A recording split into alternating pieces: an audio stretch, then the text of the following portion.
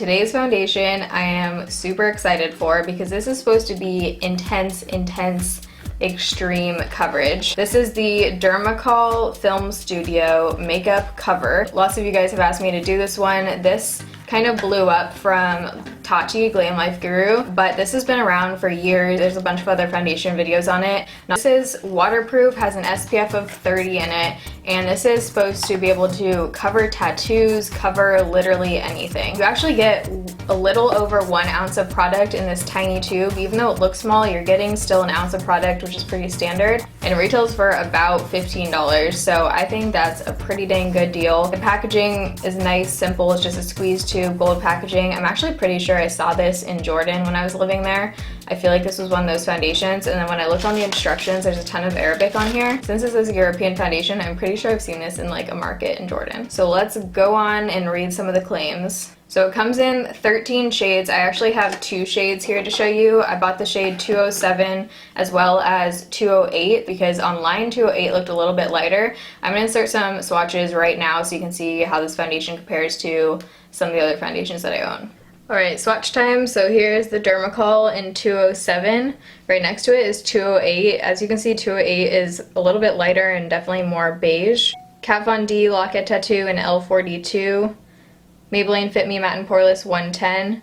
Urban Decay Naked Skin Foundation in 0.5.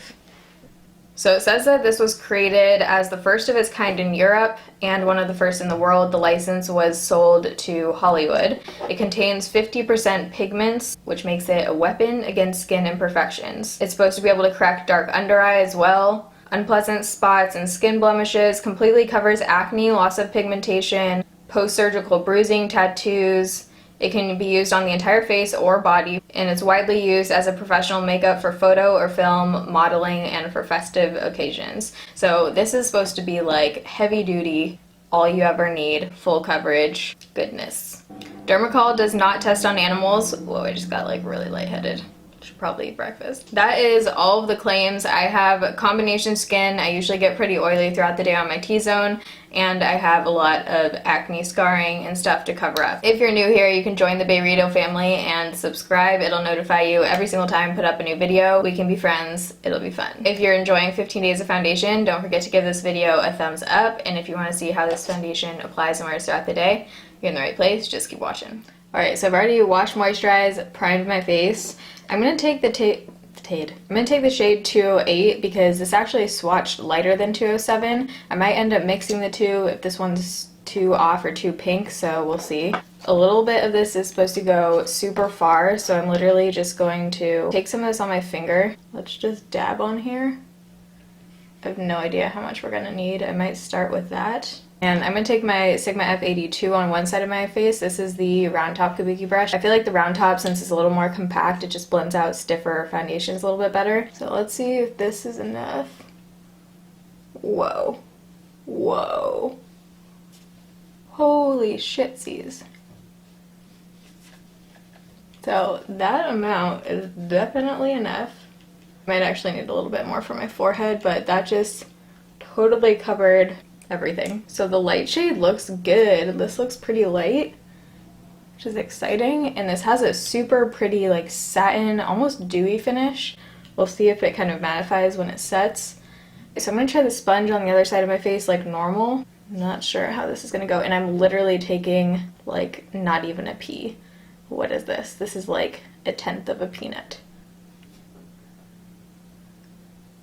See how it works with the sponge. Oh my gosh, this has such good coverage. Blends out totally fine with the sponge, and finish looks pretty much the same. I think you could go with either one. I kind of like the brush a little bit better for some reason with this. So for my forehead, I'm just gonna dab. Whoa, that just shot out of there. This tiny amount of product that just shot out, that would be like 10 faces worth. The fact that this is super affordable and this goes a really long way is very exciting. These are like minuscule drops, you guys.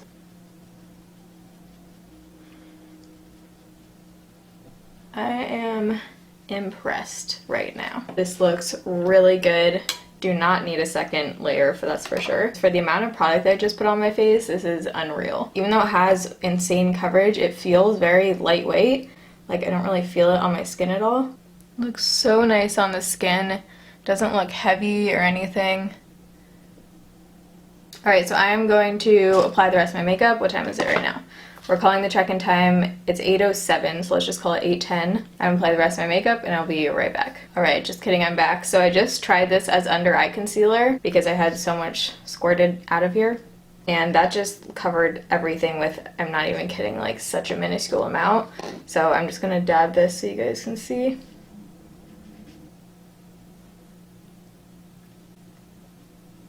It just got really good coverage under there, and I don't have a lot of product under my eyes at all. So I'm going to set this with the powder. I think I am going to set my whole face with the powder today, and I will be right back. Alright, so it's now 8:26. I did end up setting the rest of my face with the powder. I used the Laura Geller Double Take Baked Versatile Powder Foundation in Porcelain. It mattified things a little bit, but as I was doing the rest of my makeup, you can see the dew is still coming through, which I love. I hate when powders totally mattify a foundation, so I love that this one still has the really nice finish coming through.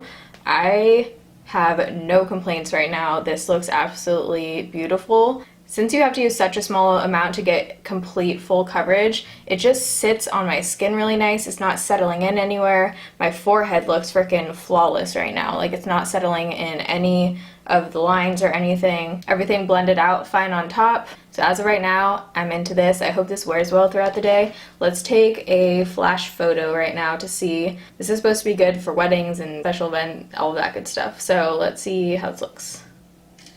It looks like there's a little bit, but nothing horrible. It doesn't look like I have total ghost face or anything, but there does look like there's a tiny bit of bounce back on flash. I don't know what to do with this because this is literally like gold to me right now. I might go put it in like a little jar or something so I can use this. So to bronze, I used Hourglass Ambient Luminous Bronze Light. I've been really liking this. And then I also mixed a little bit of Pixie by Petra Subtly Sun Touched. Blush is from this Tarte Holiday palette, and it's the Ironic blush. Highlight Hourglass Diffused Light. Eyeshadow, I just put that same bronzer into my crease. Used the ColourPop eyeshadow in Brady, and then Essence eyeshadow in Apricotta. Physicians Formula Eye Booster. Too Faced Better Than Sex. Maybelline Smooth Taupe Lipstick with Anastasia Beverly Hills Butterscotch Lip Gloss over top. So I'm going to be out of the house a lot today. I'm going to try and check in between things. So I will be back check-in in a few hours in natural lighting. It is now 1:30, so the foundation's been on for a little over 5 hours. It looks good. It just looks really smooth and like natural finish-wise, but I have insane coverage. It looks slightly dewier, but I personally like that. I love the shade of this. It looks great around my nose and upper lip. I'm not really getting any creasing around there. Yeah, it just looks really good around my nose, upper lip, forehead. I have zero complaints right now. I think it looks great. This will probably be a longer check-in because I'm going out to happy hour here in a little bit and I'll be coming back, not sure what time. So we shall see how it holds up. I really like it right now. Alright, so it is now 8 o'clock, so the foundation's been on for almost exactly 12 hours. Let's take a look. Change the shirt.